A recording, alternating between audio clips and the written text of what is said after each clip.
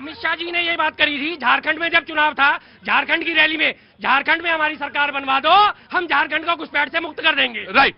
देखिए हम जानते हैं कि जरा सी बात हो, जम्मू कश्मीर में भी यही बात करी थी, जम्मू कश्मीर में हमारी सरकार बनवा दो, हम जम्मू कश्मीर को घुसपैठ से मुक्त कर देंगे। दोनों जगह सरकार नहीं बनी, घुसपैठ का मुद्दा वहीं का वहीं दफन कर दिया।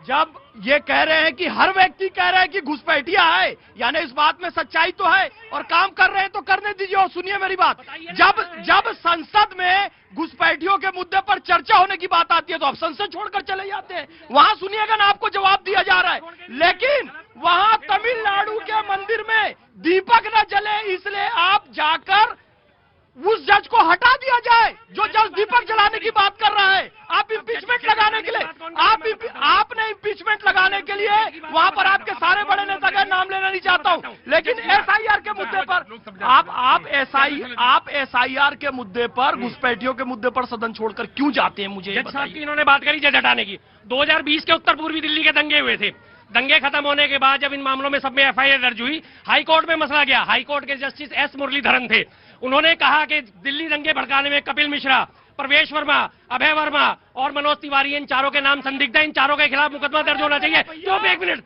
उसके बाद दोपहर को उन्होंने ये बात की और शाम को उनका ट्रांसफर कर दिया गया था। कहां फैक्ट लेके? ठीक है, सुन लिया जज साहब आए, उन्होंने कहा अभी हम इस मामले में मुकदमा नहीं दर्ज कर सकते, अभी हम मुकदमा नहीं दर्ज कर सकते। एक ज्ञान राहुल गांधी को है, एक ज्ञान इनको है। हाँ जी, ढाई ज्ञान क्या कहा?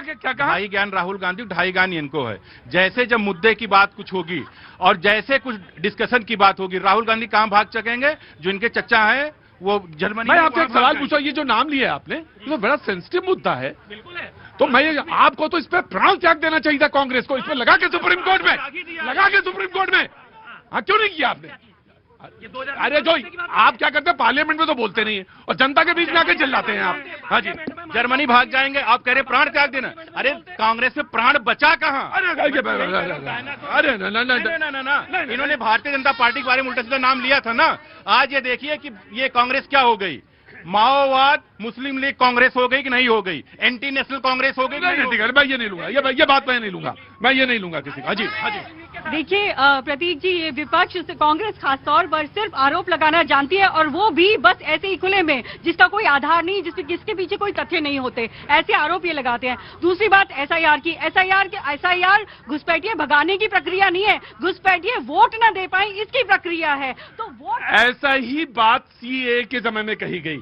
नागरिकता को लेकर कितना बवाल हुआ और इस देश में दुर्भाग्य इस दिल्ली का जिसका जिक्र आप कर रहे थे, 53 जाने गई और कौन किसको, मुझे बताइए किसको भगा दिया गया हिंदुस्तान से?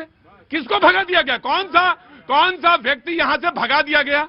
भगाया गया किसी को? नहीं भगाया गया ना। तो फिर आप जिस चीज का कंफ्यूजन पैदा करते हैं आपको स्पष्टीकरण देना चाहिए था, उसका भी स्पष्टीकरण देना। मुझे लगता है कि अगर घुसपैठिए हैं तो सरकार की नैतिक जिम्मेदारी है, सभी की जिम्मेदारी है। घुसपैठिए उनको बिल्कुल बाहर जाना चाहिए। घुसपैठिए क्यों रहेंगे? ये सरकार की जिम्मेदारी, गृह मंत्रालय की जिम्मेदारी। अगर नहीं कर पा रहे हैं तो ये सरकार की नाकामी। अगर यहाँ घुसपैठिए उनको बनाया जा रहा है कि नहीं बनाया जा रहा? उत्तर प्रदेश में डिटेंशन सेंटर है, जाके घूम के आए वहाँ पे।